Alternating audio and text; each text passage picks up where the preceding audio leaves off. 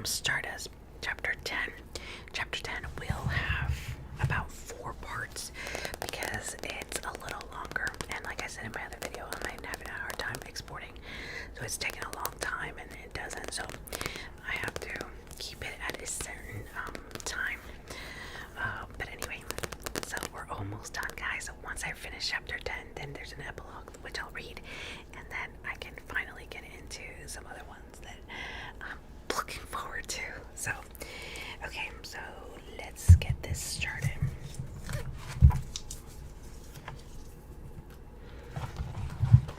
Okay, Chapter 10, Stardust. It has occasionally been remarked upon that it is as easy to overlook something large and obvious as it is to overlook something small and niggling, and that the larger things one overlooks can often cause problems. Tristan Thorne approached the gap in the wall from very side for the second time since his conception. 18 years before, with the star limping beside him, his head was in a whirl from the scents and the sounds of his native village, and his heart rose within him. He nodded politely to the guards and on the gap as he approached, recognizing them both. The young man shifted idly from foot to foot, sipping a pint of what Tristan supposed to be Mr. Bromius' best ale was Winston Bibbin, who had once been Tristan's schoolfellow, although never his friend, while the older man sucking irritably upon a pipe, which appeared to have gone out, was none other than Tristan's former employer, a Monday in Brown's Jerome Ambrose Brown, Esquire. They had their backs to Tristan in vain, and were resolutely facing the village as it might be sinful to observe the preparations occurring in the meadow behind them. Good evening, said Tristan politely. Winston, Mr. Brown. The two men stared. Winston spilled his beer down the front of his jacket. Mr. Brown raised his staff and pointed the end of it at Tristan's chest nervously. Winston, pipping, put down his ale, picked up his staff, and blocked the gap with it. Stay where you are, said Mr. Brown, gesturing with his staff as if Tristan were a wild beast which might spring at him at any moment. Tristan laughed. Do you know me? He asked. It's me, Tristan Thorne.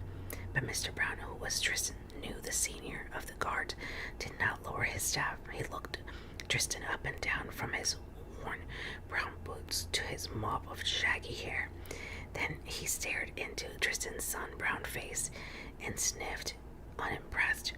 Even if you are that good for nothing, Thorne, he said, I see no reason to let either of you through. We guard the wall after all. Tristan blinked. I too have guarded the wall, he pointed out, and there are no rules about not letting people through from this direction, only from the village. Mr. Brown nodded slowly. Then he said, as one talks to an idiot, and if you are Tristan Thorne, which I'm only conceding for the sake of argument here, for you to look nothing like him, and you talk little enough like him either. In all the years you lived here, how many people came through the wall from the meadow side? Why, none that ever I knew, said Tristan. Mr. Brown smiled, and the same smile he had seen used to using when he docked Tristan's morning wages for 5 minutes lateness. Exactly, he said. There was no rule against it because it doesn't happen. No one comes through from the lands beyond, not while I'm on duty. And he rode. Now be off with you before I take my stick to your head. Tristan was dumbfounded. If you think I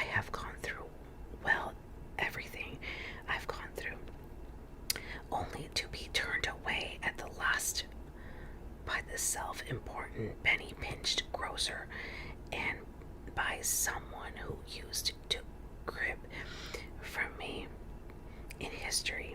He began, but Yvain touched his arm and said, Tristan, let it go for now. You shall not fight with your own people. Tristan said nothing. Then he turned without a word, and together they walked back into the slope of meadow.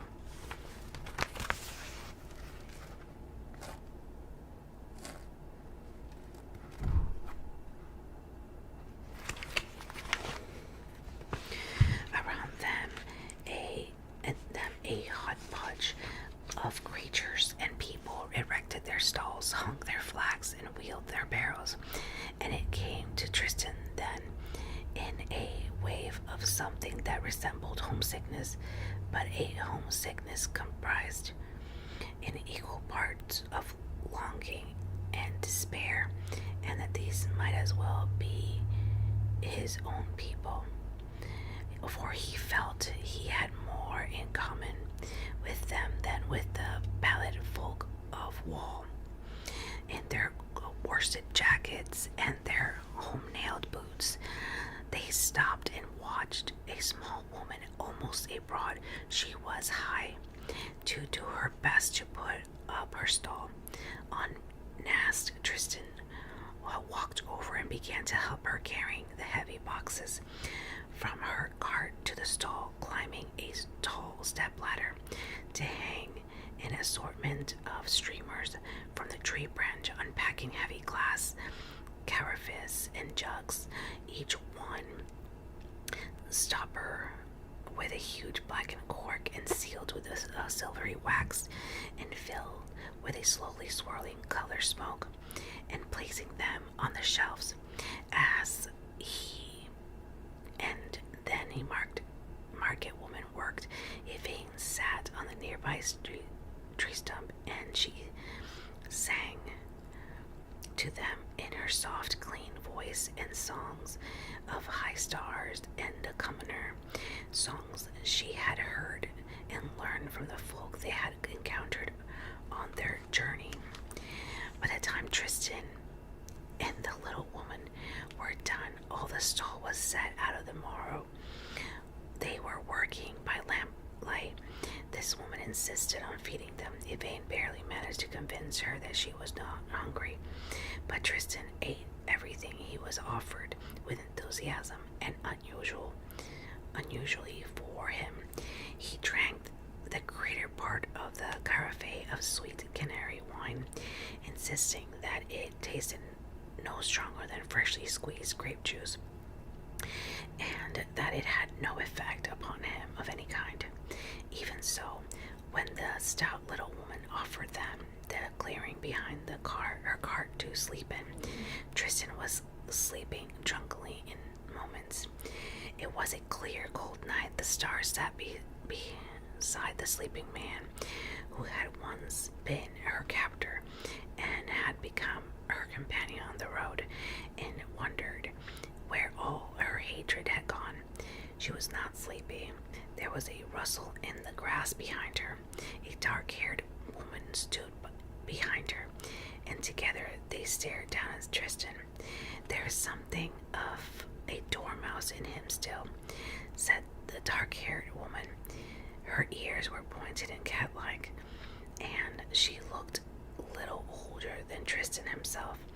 Sometimes I wonder if she transforms people into animals, or whether she finds the beast inside us and frees it. Perhaps there is something about me that is by nature a brightly colored bird. It is something to which I had given much thought, but about which I have come to no conclusions. Tristan muttered something unintelligibly and stared in his sleep. Then he began gently to snore. The woman walked around Tristan and sat down beside him. He seems good-hearted, she said. She admitted the star. I suppose that he is. I should warn you, said the woman, that if you leave these lands for over there, and gestured toward the village of the Wall, with a slim arm from her wrist, over which her silver chain glittered. Then you will be, as I understand it, transformed into what you would be in the world, a cold, dead thing, sky fallen. Okay, guys, there's a picture.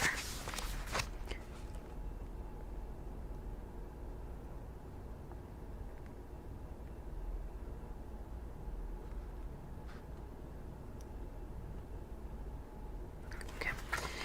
The star shivered, but she said nothing. Instead, she reached across Tristan's sleeping form to touch the silver chain which circled the woman's wrist and ankle and led off into the bushes and beyond.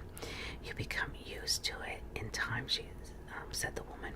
Do you really?